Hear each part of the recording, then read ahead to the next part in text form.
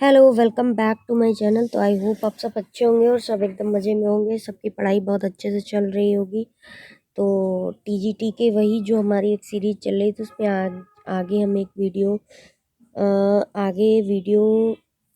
Post करेंगे जिसमें कुछ क्वेश्चंस आगे 50 तक मैंने कंप्लीट किए थे। 51 से today I am starting. So 51 question क्या है, in which sonnet of Milton does the following lines occurs.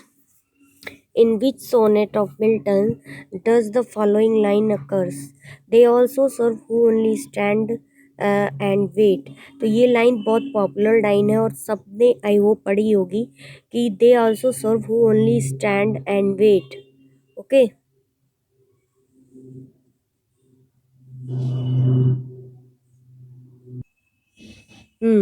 तो जो हमारे इस क्वेश्चन का आंसर होगा 51 का। आई होप आप सबको पता ही होगा कि ये जो पोयम है इनकी जिससे ये लाइन ली गई है 51 का आंसर करेक्ट हो जाएगा A. As you all know about that poem on his blindness. इस पोयम का नाम क्या है? On his blindness. और ऑन इज ब्लाइंडनेस जो है वो John Milton's poem on his blindness is an autobiographical sonnet. क्या है? पहले तो ये याद रखिएगा, ये क्या है? एक सोनेट है। क्या है? एक सोनेट। ऑन इज ब्लाइंडनेस क्या है? That is sonnet. ओके। और which Milton meditates on his own loss of sight, जिसमें ये अपनी आंखें खो देते हैं। 1652 के अराउंड इनकी जो है आंखें चली जाती हैं। इतना वर्क के प्रति डेडिकेटेड होते हैं जिसमें अपनी आंखें खो देते हैं। तो ये these line are related to on his blindness and on his blindness is sonnet, autobiographical sonnet. Okay, चलिए नेक्स्ट हमारी लाइन है। और एक चीज ऑन हिज ब्लाइंडनेस के बारे में बता दें। Milton had been able to see perfectly. Milton by birth जो है वो उनकी आंखें नहीं खराब थी, वो परफेक्टली विजिबल थे। But his late night reading and writing on behalf of the government of the short lived English republic in which he held a very prominent position helped ruin his eyesight।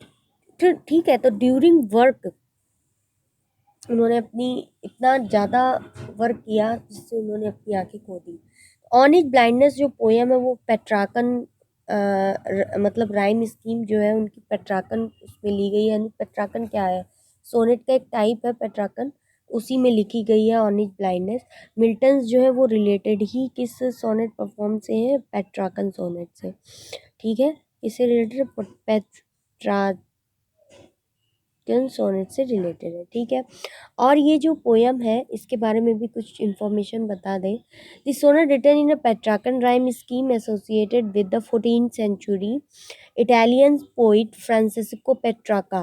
मतलब 14th century में जो पेट्राकन क्या था? पेट्राकन ये जो word है ये एक पर्सन थे, फ्रांसिस्को पेट्राका 14th सेंचुरी में, जिन्होंने पेट्राकन सोनेट को दो पार्ट में डिवाइड किया था। क्या नाम था? फ्रांसिस्को पेट्राका। इन्होंने दो पार्ट में पेट्राकन सोनेट को डिवाइड किया था और फर्स्ट था ऑक्टेव और that has 8 line and next था ऑक्टेव के अलावा सेस्टेट और इसमें थी 6 लाइन। तो टोटल हमारी 14 लाइन थी। ठीक है, इसकी थी ए बी बी ए और सेस्टेट की थी सी डी ई। ठीक, समझ में आ गया होगा। चलिए move to next question. And 52 question कह रहा है हमारा the following lines are taken from fame is the spur that Fame is the spur that the clear spirit doth raise to scorn delights and live laborious days। ठीक है, laborious means होता है hard work. तो these lines are related to in which options। तो 52 का जो हमारा option correct होता है वो हो जाता है B, Lycidas option. Which option is correct? Lycidas option is correct. अब लेसिडस भी आपको पता होगा कि किसकी है ये पोयम लेसिडस।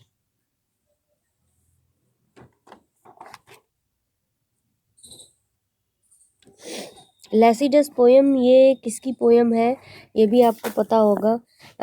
ये लाइन जो है, लाइन ध्यान रखिए, लाइन के कुछ शब्द हैं, जो लाइन के कुछ जो वर्ड हैं उनको माइंड में अगर रख लेंगे ना तो क्या होगा कि कई लाइनें आती हैं और हम मोस्टली लाइनें क्या होते हैं भूल जाते हैं, तो हमको ये ध्यान रखना होगा। Fame is a spur and the clear speed doth raise to scorn delights and live laborious days, to scorn delights, to live laborious days। तो these lines are related to, किससे ली गई है? these lines are related to लेसिडस। तो लेसिडस जो है वो poem, लेसिडस जो है 1637 के अराउंड लेसिडस पोयम लिखी गई थी। 1637 के अराउंड। मिल्टन को हॉटन पीरियड भी कहा जाता है। कब कहा जाता है? हॉटन पीरियड इनका होता है 1632 से स्टार्ट होता है 1637, यानी 6 ईयर कहा जाता है इनका हॉटन पीरियड, तो ये भी ध्यान रखिएगा। और ये जो लेसिडस इन्होंने लिखी थी ये एक पेस्टोरल एलेगी है, कैन बी टर्म एज मोनोडी। मोनोडी मतलब किसी एक पर्सन की याद में जो लिखा जाए उसको बोलते हैं मोनोडी, लिटरेरी लैंग्वेज में मोनोडी बोलते हैं। ठीक है, जो इनके फ्रेंड थे एडवर्ड किंग, उनकी याद में लिखी गई थी, ये सबको पता होगा, कॉमन पॉइंट्स है। Who unfortunately drowned in the Irish sea in year 1637। ठीक है, first appeared in 1638 collection of elegies entitled Justa Edovardo King Naufrago. ठीक है, तो अब ये पोएम तो पता ही है कि लॉरियल्स एंड मार्टाइल्स जो एडवर्ड किंग है उनके ऊपर लिखी गई है। तो these lines are related to Lycidas, ये ध्यान रखना है कि to scorn delights and live laborious days, रहे हैं लेबोरियस डेज किसके साथ? एडवर्ड किंग के साथ, ये इन्होंने बताने की कोशिश की है लेसिडस पोयम में। ठीक है, move to next question. In this sonnet me thought I saw my late espoused saint, Milton celebrates his. इस लाइन में इन्होंने, मिल्टन ने किस वाइफ के बारे में सेलिब्रेट किया है? इनकी 3 वाइफ थी, as you all know about, कि इन्होंने 3 शादियां की थी जॉन मिल्टन ने, और फर्स्ट इनकी जो वाइफ थी उसकी डेथ हो गई थी 1642 या 43 के अराउंड, या इन्होंने की थी शादी, 3 शादियां की थी जॉन मिल्टन ने, तो सबको पता होगा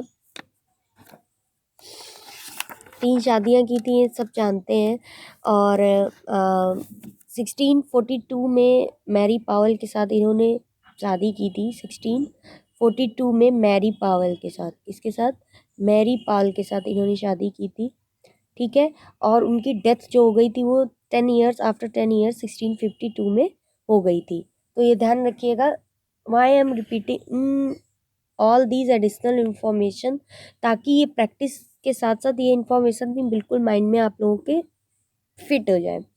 ठीक है, सेकंड इनकी जो वाइफ थी कैथरीन वुडकुक थी। कैथरीन वुडकुक इनकी वाइफ थी सेकंड, जो कि इनके शादी हुई थी ये 1652 के 1656, यानी कि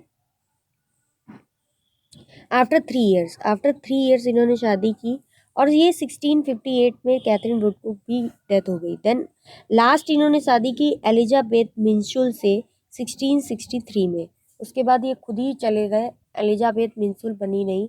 तो 1642 से 1652 एंड 1656 से 1658 एंड 1663 में इन्होंने शादी की थी, किससे? एलिजाबेथ मिंसुल से। तो मैरी पावेल, कैथरीन वुडकुक और एलिजाबेथ मिंसुल, ये 3 इनकी वाइफ्स थी। तो 53 का जो ऑप्शन सही होता है वो होता है सेकेंड वाइफ, यानी किसकी बात की गई? कैथरीन वुडकुक की बात की गई है, उनके लिए इन्होंने ये लाइन कही है। मी thought I saw my late espoused saint, Milton celebrates his second wife. ठीक है, नेक्स्ट आते हैं। In which year Galsworthy refused the offer of a knighthood, which year Galsworthy ने रिफ्यूज़ किया था ऑफर ऑफ अ नाइटहुड का? तो ये बहुत कॉन्फ्लिक्टेड क्वेश्चंस है, बट किसी किसी बुक में 1919 है, किसी किसी बुक में 1918 है, तो जो correct answer most probably resources कहते हैं वो 1918 कहते हैं। तो उन्होंने 1918 में जो है क्या बोलते हैं, नाइटहुड की जो उपाधि है वो लेने को मना कर दी थी। चलिए move to next question. Which is the Galsworthy first play? कौन सा प्ले गर्ल्सवर्दी का फर्स्ट प्ले था, ये कह रहा है क्वेश्चन। तो गर्ल्सवर्दी का जो फर्स्ट प्ले था वो हमारा प्ले था silver box. Silver box, the silver box जो है गर्ल्सवर्दी का फर्स्ट प्ले था। जॉन गर्ल्सवर्दी का जो फर्स्ट प्ले था वो था सिल्वर बॉक्स। कौन सा था? Silver box. तो ये तो हमारे 20th सेंचुरी के पोइट थे, as you all know about John Galsworthy. तो इनके भी कई प्ले इन्होंने लिखे हैं, जिसमें से जो फर्स्ट इनका प्ले था द सिल्वर बॉक्स, वो लिखा गया था 1906 के अराउंड। कब लिखा गया था द सिल्वर बॉक्स? जो कहाँ गया, 1906 के अराउंड इन्होंने फर्स्ट प्ले, ये ध्यान रखिएगा, that is the first play of John Galsworthy. ठीक है, first play the silver box है। और इन्होंने जो सूडोनेम लिया था जॉन सिंह जॉन, तो उसके नाम से जो इन्होंने जॉन सिंह जॉन के नाम से इन्होंने स्टार्टिंग में जोसलेन एक तो प्ले किया, जोसलेन किया था, एक प्ले था इनका, और अ मैन ऑफ डीवन था, अ मैन ऑफ डीवन इनका था जॉन सिंह जॉन के नाम से। इसके बाद इन्होंने 1904 में उस नाम से द आइसलैंड फेरीज के नाम से इन्होंने किया था, जॉन सिंह जॉन नाम छोड़ दिया था, फिर ये अपने ओरिजिनल नाम में आ गए थे। ठीक है, चलिए मूव टू नेक्स्ट क्वेश्चन। और नेक्स्ट क्वेश्चन कहता है कोलरिज, सॉरी 56 है, who use the phrase the high road of a life? ये जो फ्रेज है the high road of a life किसने यूज की है? Who used the phrase the high road of life? तो 56 का जो हमारा आंसर हो जाएगा वो हो जाएगा 56 का बी आंसर। कॉलरिज ने ये फ्रेज यूज की है। Who use the phrase the high road of life? तो कॉलरिज जो है, एस.टी. कॉलरिज, जो कि विलियम वर्ड्सवर्थ के फ्रेंड थे, उन्होंने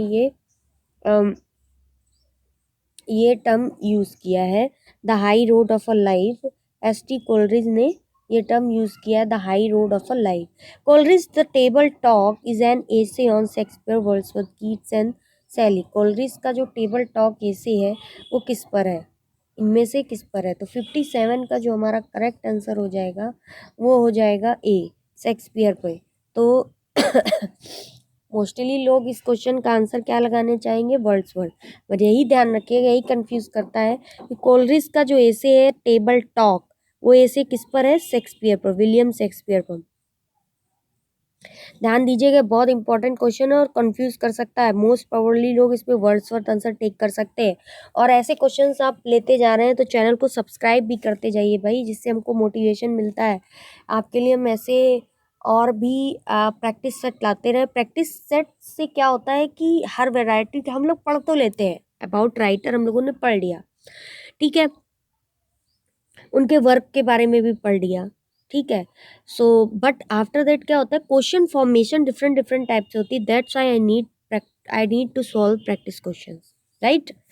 सो कॉलरिज का जो टेबल टॉक कैसे है वो किसके ऊपर है? शेक्सपियर का, ध्यान दीजिएगा ये। नेक्स्ट है, नेक्स्ट क्वेश्चन है हमारा, Coleridge with his friend formed a pantisocracy on the bank of the river Saskatchewan. This was to be an ideal community. The name of the friend was, कौन था? The name of a friend was 58 का सी, Saudi. कौन friend था इनका? Saudi. Saudi जो है इनके friend थे, लैक पोइट भी कहे जाते हैं। और साउदी जो है, Coleridge with his friend formed a pent isocracy on the bank of the river Susquehanna.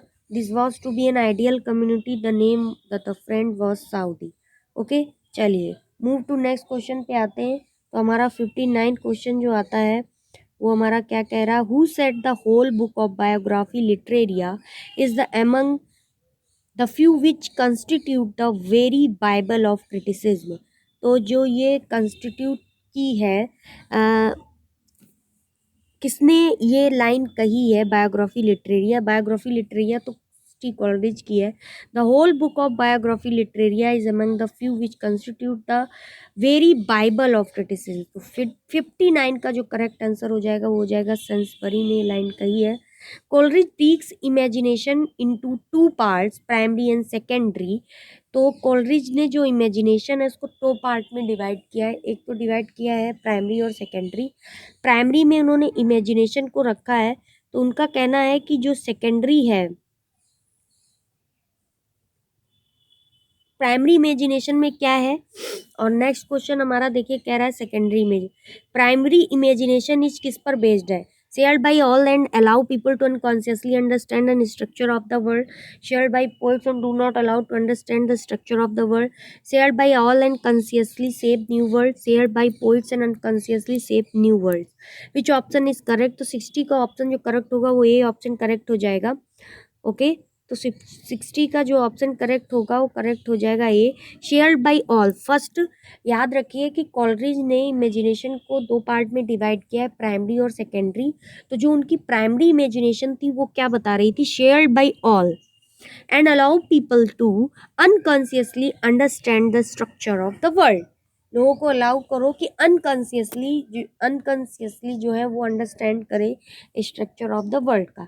Next question है हमारा सेकेंडरी इमेजिनेशन इज। तो सेकेंडरी इमेजिनेशन क्या थी? सेकेंडरी इमेजिनेशन के लिए जो हमारा ऑप्शन करेक्ट हो जाएगा वो हो जाएगा A option correct, belongs purely to the poet who can consciously shape new world. Okay, तो आई होप क्लियर हुआ होगा कि फर्स्ट जो इनकी इमेजिनेशन थी उसमें unconsciously structure of the world को अंडरस्टैंड करना था, और जो सेकंड था उसमें consciously structure of the world को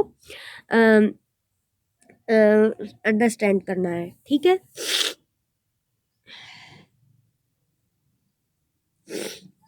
ठीक है, तो अब समझ में आ गया। अनकॉन्शियसली प्राइमरी इमेजिनेशन है स्ट्रक्चर ऑफ वर्ल्ड की, और secondary consciously structure of world की। Okay, next 62 question, it is an inferior faculty to imagination. It acts mechanically in bringing together various dissimilar components to produce appropriate image. It is the logical faculty. This refers to fancy imagination, primary imagination, and secondary imagination. It is an inferior faculty to imagination. It acts mechanically in bringing together various dissimilar components to produce appropriate image. It is the logical faculty. This refers to, तो 62 का जो option correct हो जाएगा वो हो जाएगा fancy. ठीक है, नेक्स्ट आते हैं 63, which of the following periodical was established and edited by Coleridge. कौन सा जो है इसमें से ऑप्शन पीरियोडिकल एस्टेब्लिश था और जो कि कोलरिज के द्वारा क्या किया गया था, एडिटेड किया गया था। The Guardian, the Watchman, the Bee, the Rambler. तो 63 का जो ऑप्शन करेक्ट हो जाएगा the Watchman, B option correct है। बी ऑप्शन जो है द वॉचमैन वो कोलरिज के द्वारा एडिटेड किया गया था और पीरियडिकली क्या है स्टेब्लिश भी किया गया था। ठीक है, आई होप क्वेश्चंस आपको समझ में आ रहे होंगे, और आपने बहुत से क्वेश्चंस मिलते भी होंगे इससे, बहुत से क्वेश्चन नहीं भी मिलते होंगे, बट कोई नहीं, प्रैक्टिस करते रहिए। 64 क्वेश्चन हमारा कह रहा है, और चैनल को सब्सक्राइब और लाइक भी करते रहिए भाई। यूट्यूब में ये तो एक टैग लाइन है, चैनल सब्सक्राइब करिए, लाइक करिए, और क्या करिए, स्टे ट्यून बने भी रहिए चैनल पर। ठीक है, तो ये तो मान लीजिए एक टैग लाइन होती है as you all know, but आपको उससे कुछ ना कुछ सीखने को भी मिलता है। जहाँ तक आपको क्वेश्चंस हैं वो प्रोवाइड हो रहे हैं, तो वो कुछ ना कुछ सीखने को ज़रूर मिलता रहता है। 64 क्वेश्चन पे आते हैं। How does Antonio plan to respond to Shylock's insistence to collect his pound of flesh, with anger and violence, with begging, with reasoning, with quietness of spirit. तो कैसे करता है एंटोनियो प्लान रिस्पॉन्ड करना Shylock की insistence to collect his pound of flesh. तो 64 का जो option है, पहली बात तो ये सबको समझ में आ गया होगा, मर्चेंट ऑफ वेनिस से है दोनों करेक्ट। जो वेनिस ही जैसे नाम में ही है, वेनिस शहर में ही लिया गया है। ठीक है, तो 64 का जो ऑप्शन हमारा करेक्ट हो जाएगा वो D, with quietness of spirit, with quietness of spirit. 65 question पे आते हैं। What explanation does Shylock give for continuing to pursue his bond. What explanation does Shylock give for continuing to pursue his bond. तो 65 का जो option हमारा correct हो जाएगा वो करेक्ट हो जाएगा ही हेट्स एंटोनियो। एंटोनियो से क्या करता था, नफरत करता था। कौन? साइलॉक। साइलॉक एक जूस था। तो कैसे एक्सप्लेन दिया? Shylock give for continue to pursue his bond to scare people to amuse him to he hates Antonio. ठीक है,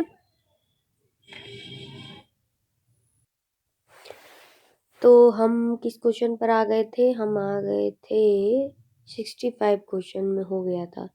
66 क्वेश्चन हमारा कह रहा है what does Bassanio after Shylock to persuade him to forfeit his bond.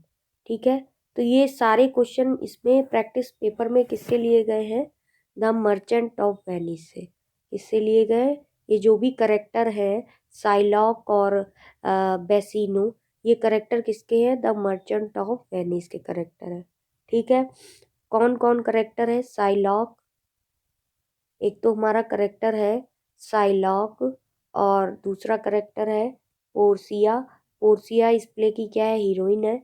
और फिर character हमारा बेसिनो। बेसिनो character है जो मेन करेक्टर है। और एंटोनियो, एंटोनियो करेक्टर है। करेक्टर से क्वेश्चंस आ जाते हैं। ग्रेटियानो एक करेक्टर है ग्रेटियानो। नेटियानो करेक्टर है। और एक करेक्टर है जेसिका। जेसिका करेक्टर है एक हमारा। और नेक्स्ट है लॉरेंजो। लॉरेंजो करेक्टर है, वो भी इसी में ही है। निरीसा करेक्टर है। द प्रिंस ऑफ मोरक्को है। द प्रिंस ऑफ एरागोन है। ठीक है, प्रिंस ऑफ मोरक्को और प्रिंस ऑफ एरागोन पूछा जा सकता है किस प्ले में आते हैं, तो आप ध्यान रखिएगा। द मर्चेंट ऑफ वेनिस में आते हैं। बाल्थाजार है जो पोर्शिया का सर्वेंट है, वो क्या है? बाल्थाजार, जो कि आ चुका है। कभी कभी ऐसा अननोन करेक्टर पूछ देते हैं कि आपको लगेगा हमने ये तो पढ़ा ही नहीं है, इसीलिए बाल्थाजार पोर्सिया का सर्वेंट है, ध्यान दीजिएगा। लॉरेंजो बेसिनो और एंटिनो का क्या है? फ्रेंड है। ठीक है, जेसिका साइलॉक की बेटी है। ठीक है, और इस तरीके से ये वाला जो प्ले है वो आपको उसके सारे करेक्टर्स जो है पता चल गए होंगे। एंटी सिमेटिक थीम है। ठीक है, एक मर्चेंट होता है कौन? एंटोनियो। तो ये क्वेश्चन कह रहा है what does Bassanio offer Shylock to persuade him to forfeit his bond? 6,000 ducats, 3,000 ducats, nothing, Portia's ring. तो 66 का जो मेरे हिसाब से आंसर हो जाएगा वो हो जाएगा ए, 6,000 डकेट्स। 66 का जो आंसर होगा वो क्या हो जाएगा? 6,000 डकेट्स। क्या हो जाएगा? 6,000 रकेट। सॉरी। नेक्स्ट आते हैं 67 पे। What does Shylock do in anticipation of the judgement? क्या करता है Shylock do in anticipation of the judgement? Buy some spices, whets his knife, और क्या करता है? Write and apologise, looks out the window. क्या करता है साइलॉक? तो 67 का जो करेक्ट आंसर हो जाएगा वो हो जाएगा बी, यानी कि B option, whets his knife. तो साइलॉक एंटिसिपेशन के जजमेंट के लिए क्या करता है? Whets his knife. ठीक है, मूव टू नेक्स्ट क्वेश्चन। 68 पे आते हैं।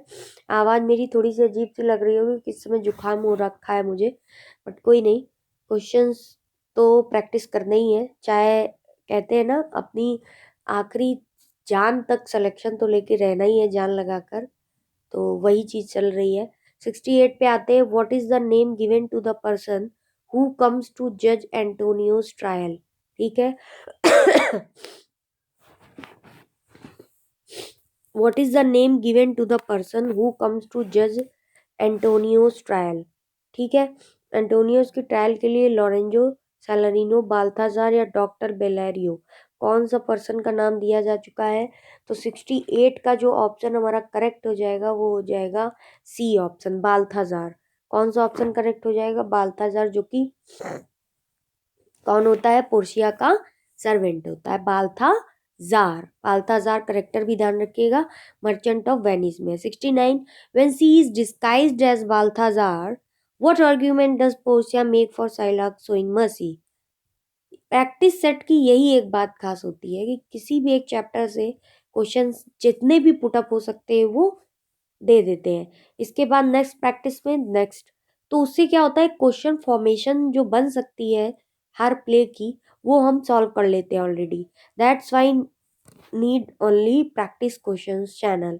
ओके, चलिए 69 क्वेश्चंस पे आते हैं। When she is disguised as Balthazar, what argument does Portia make for Shylock showing mercy? Mercy is a blessing, Shylock will be respected, it is the law, Psylocke will feel good। तो 69 का जो option, which option is correct, 69 का जो option correct होगा A, mercy is a blessing. ठीक है, 70 पे आते, what does Bassanio beg the court to do for Antonio sake? Kill Shylock, give Shylock money, take Shylock's knife, bend the rules. तो 70 का option जो हमारा करेक्ट होता है वो करेक्ट हो जाता है डी, बेंड द रूल्स। 70 का ऑप्शन जो करेक्ट हो जाए वो क्या करेक्ट हो जाता है, बेंड द रूल्स। नेक्स्ट आता है question, Portia says that Shylock can take his pound of flesh from Antonio, but he must not be too slow, laugh about it, spill any blood, be boastful।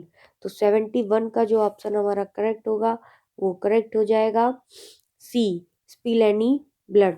Portia जब पूरा कर देती है, Portia कहती है कि आपने केवल फ्लैश लेने के लिए ही बॉन्ड पे साइन कराया था, आपने ये नहीं लिखा था कि आप खून भी लेंगे। तो आप इस तरीके से फ्लैश लीजिए कि उससे एक भी बूंद जो है ब्लड की ना निकले। तो बट ऐसा तो पॉसिबल था ही नहीं कि फ्लैश निकले और ब्लड ना निकले, ये पॉसिबल तो था ही नहीं ना। तो इसीलिए पोर्चिया ने साइलॉक को फंसा दिया था अपनी बात पे। तो यही सी ऑप्शन इसका करेक्ट हो जाएगा। What will the state seize if Shylock spills a drop of blood while extracting the pound of flesh?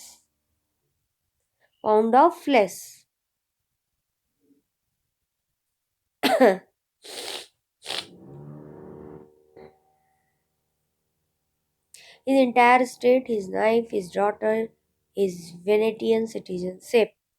What will the state seize? Spills a drop of blood, अलग करते हैं, while extracting the pound of flesh। तो 72 का जो option हमारा correct होगा वो correct हो जाएगा ए ऑप्शन। कौन सा ऑप्शन करेक्ट है, B2, 72 का, ओके सॉरी, 72 का ऑप्शन करेक्ट हो जाएगा हमारा A, his entire state. Next है 73, Antonio offer to return half of Shylock state on the condition Shylock, Antonio offer करता है कि वो हाफ ऑफ द साइलॉक का जो स्टेट है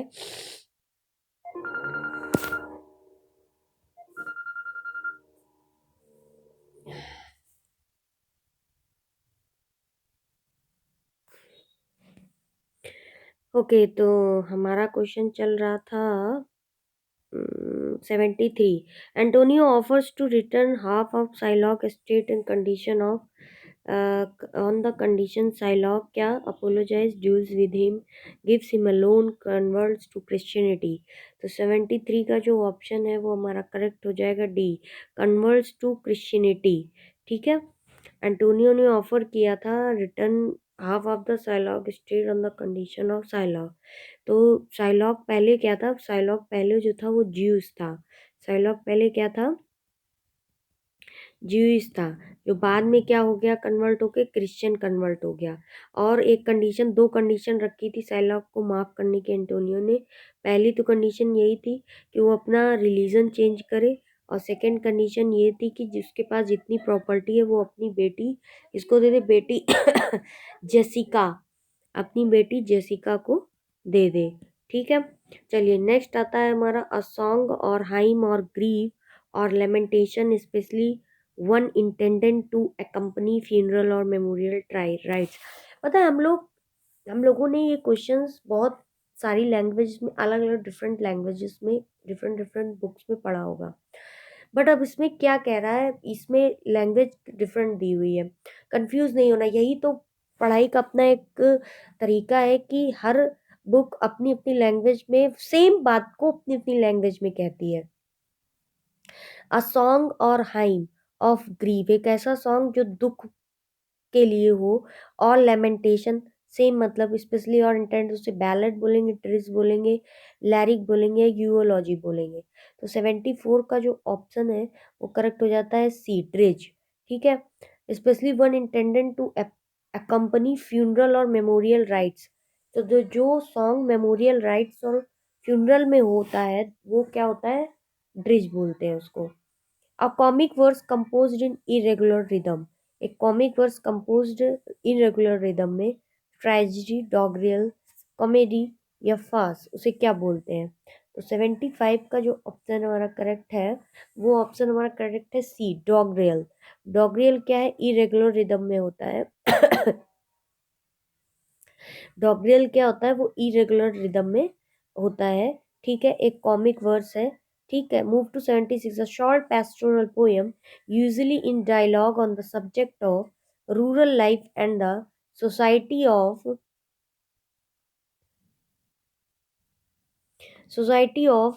Safford, depicting rural life as free from the complexity and corruption of moral civilized life।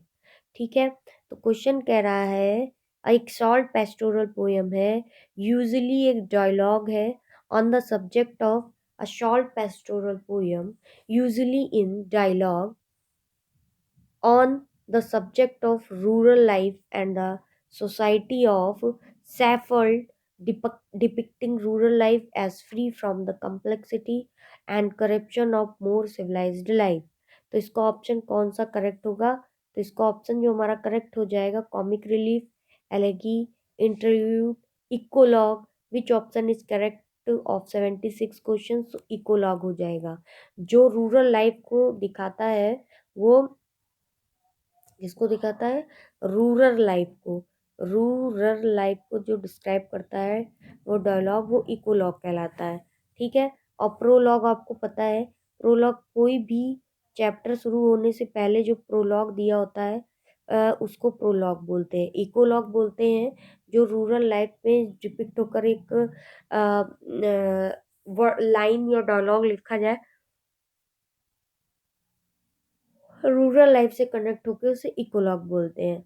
77, the omission of a sound और syllable when speaking as in I'm let's, तो omission of a sound और syllable when speaking as in I'm let's, omission, elision, intonations या silent pitch, as in, I'm, क्या होता है ये?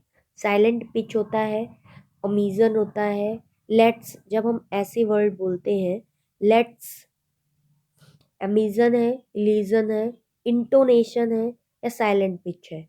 77 का जो ऑप्शन है वो बी ऑप्शन करेक्ट हो जाएगा। 77 का बी ऑप्शन अच्छा क्वेश्चन है ये, ध्यान रखिएगा कि जब हम लोग ये लेट्स बोलते हैं या एम बोलते हैं, एम बोलते हैं, तो ये जो ओमिजन ऑफ साउंड होता है इसको ओमिजन ऑफ साउंड बोलते हैं। ओमिजन ऑफ साउंड, ये इसको क्या कहा जाता है लिटरेरी लैंग्वेज में? उसको कहा जाता है, उसको कहा जाता है इलीजन।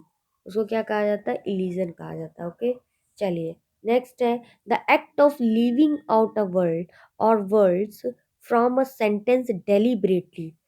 ठीक है ना, act of leaving out a word or words from a sentence deliberately when the meaning can be understood without them, हम अंडरस्टूड कर सकते हैं उनके बिना भी मीनिंग को, उसको क्या कहेंगे? लीजन, एलेप्सिस, प्रोलेप्सिस या रिप्रेशन। पहले तो हमने ये पढ़ा कि ये जो साउंड ट्रैक होगा इसमें जो ओमिजन ऑफ वर्ड है उसको क्या बोलते हैं, तो हमने पढ़ा उसको बोलते हैं एलीजन। ठीक है, उसको क्या बोलते हैं? एलीजन। अब आता है हम किसी भी वर्ड से डेलिबरेटली कुछ वर्ड हटा सकते हैं।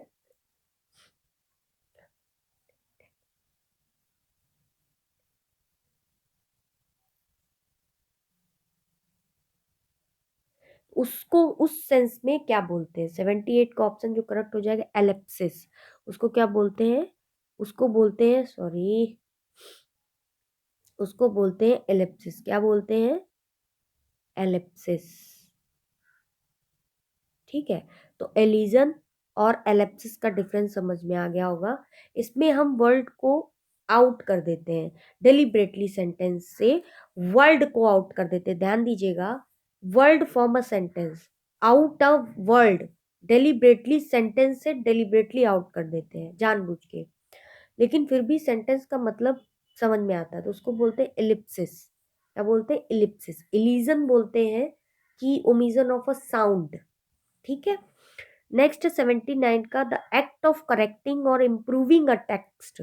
द एक्ट ऑफ करेक्टिंग या इम्प्रूविंग अ टेक्स्ट और a change made to correct और improve a text. Emendation, recommendation, amendation या अमेंडमेंट। क्या बोलते हैं? किसी भी टेक्स्ट को इम्प्रूव करना या करेक्ट करना, या और a change made to correct और improve your text. what is it called exactly? Amendment. 79 का बी ऑप्शन करेक्ट है।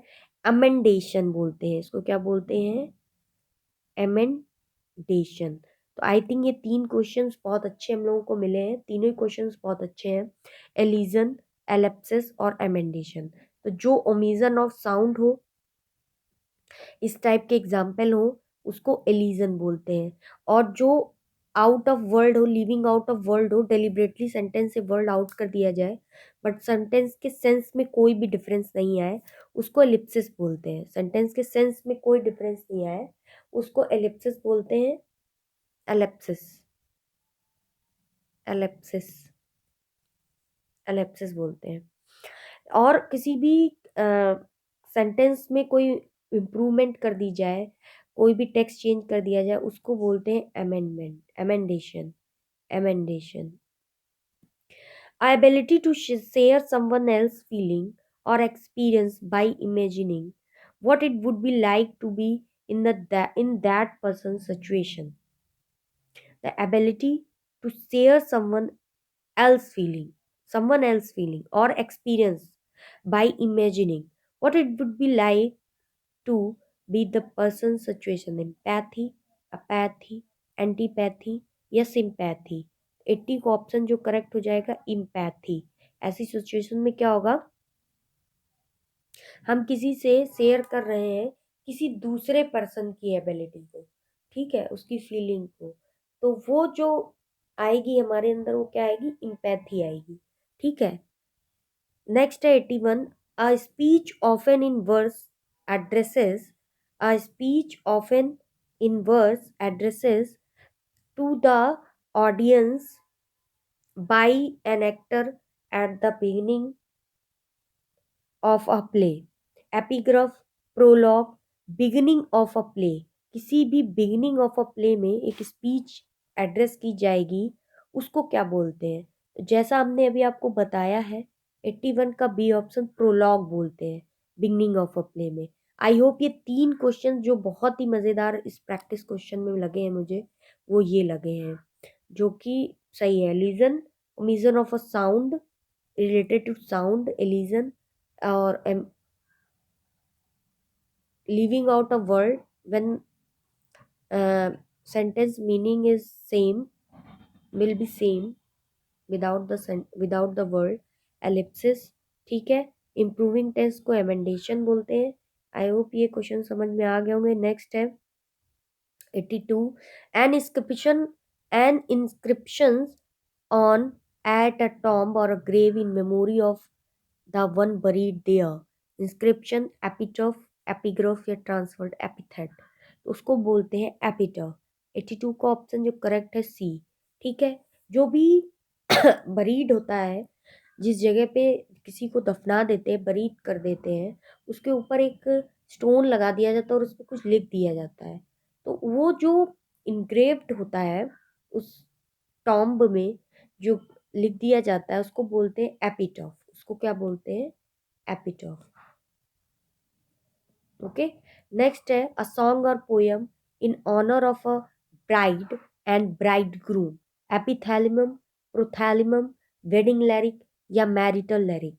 तो दैट इज कॉल्ड, जो सॉन्ग ऑफ कहते हैं ना, जो शादियों में सॉन्ग गाया जाए celebrating a marriage, that is called एपिथैलिमम।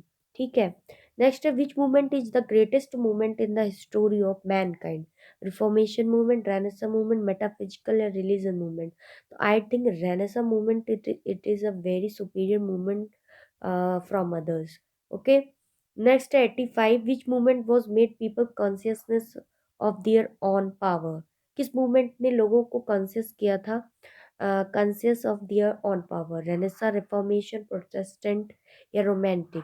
तो 85 का जो ऑप्शन हमारा करेक्ट होगा वो ए, रेनेसा मूवमेंट ने ही लोगों को कॉन्शियस किया था अपने अंदर के ऑन पावर के लिए। 86 to which people were dominated before Renaissance movement? Which people were dominated before Renaissance movement? Superstition, knowledge, tradition या रिचुअल्स? तो 86 का जो ऑप्शन करेक्ट होगा वो हो जाएगा जो अंधविश्वासी व्यक्ति थे वो डोमिनेट करते थे पहले, रेनेसा से पहले। Next 87 question, before Renaissance man was merely puppets in the hands of God, fate, destiny, all of these? Renaissance से पहले मैन जो थे merely किसके पपेट्स थे, किसके हैंड के पपेट्स थे? 87 का D, all of these, god, fate and destiny, इन्हीं तीन के जो है तभी रेनेसा इंडस्ट्रियल रिवोल्यूशन आया जो कि रियलिटी पे बेस्ड था। 88 in which country Renaissance took birth? In England, middle of 13, middle of 14, middle of 15 या मिडिल ऑफ 16? इंग्लैंड में ये इसने कब बर्थ लिया, कब मतलब इंग्लैंड में जन्म लिया? 88 का ऑप्शन जो करेक्ट हो जाएगा सी, मिडिल ऑफ 15 सेंचुरी। ध्यान दीजिए, ये रेनेसा ने इंग्लैंड में कब बर्थ लिया? मिडिल ऑफ 15 सेंचुरी में, राइट। तो 88 का जो ऑप्शन हमारा करेक्ट हो रहा था वो C option, middle of 15 century में रेनेसा ने इंग्लैंड में बर्थ लिया। Complete the sentence. The reversal of fortune of a tragic hero is called catharsis, epistle, peripetia या poesis? Reversal of a fortune, peripetia, I think 89 का B correct. Next है 90 who quoted these lines about tragedy? The plot then is the first principle and soul of tragedy and character holds the second place? किसके उसमें the plot first character है और character second place में है?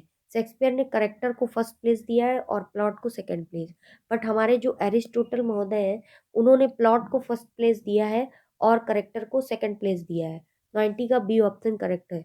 Who defined tragedy in the following manner? Who defined tragedy in the following manner? Tragedy is an imitation of an action. That is, tragedy is an imitation of action, serious, complete, and certain magnitude. And that definition is given by Aristotle. Next आता है morality play were written by in the 15th-16th century, in the 17th century, in the 18th century या in the 19th century? तो 92 का जो हमारा option correct होगा morality play का वो ए ऑप्शन करेक्ट हो जाएगा in the 15th and the 16th century. 93 the originator and the name of deconstruction, Jacques Derrida, everybody knows about very well about stream deconstructions. तो 93 का ए, Jacques Derrida. 94 when the sound of a word resemble the meaning it denotes the figure of speech? मतलब एक sound of the word है जिसको resemble करते हैं meaning it denotes the figure of speech, synecdoche, onomatopoeia, prosopopoeia, transferred epithet. तो जो resemble होती है वो हमारा ही कही जाएगी ओनोमोटोपोइया, साउंड ऑफ अ वर्ड हो। Next 95 the repetition of vowel sound in sequence of near by word is called vowel sound, assonance. ठीक है, चलिए नेक्स्ट आता है हमारा 96 क्वेश्चन। 96 क्वेश्चन कह रहा है what is the name of the implied simile? Metaphor, apostrophe, none of these A hyper? मेरे हिसाब से मेटाफर। तो 96 का A option. William Shakespeare was born in 1564, everybody knows about very well. So that is a very basic question. William Shakespeare was born on 24 April 1564 या 23 अप्रैल 1564? तो 93 का ये option 23 April 1564 and died on 23 April 1660. William Shakespeare was baptized after 2 days यानी 23, 24, 26 अप्रैल 1564। 99 का D option. William Shakespeare died on 23 April 1616, जो कि सबको पता है 100 का बी ऑप्शन करेक्ट है। नेक्स्ट है 101, choose the given sentence into the passive voice form. बच्चों ग्रामर स्टार्ट हो गई है तो जल्दी से आ जाइए। My captor were taking me into the prison. चलिए इसको नेक्स्ट लेक्चर में कंटिन्यू करते हैं। 100 क्वेश्चन हमारे कंप्लीट हो गए हैं, इनको देखिए, चैनल को सब्सक्राइब कीजिए। नेक्स्ट में हम 125 क्वेश्चन और कंप्लीट कर देंगे। थैंक यू सो मच, तब तक के लिए thank you so much guys.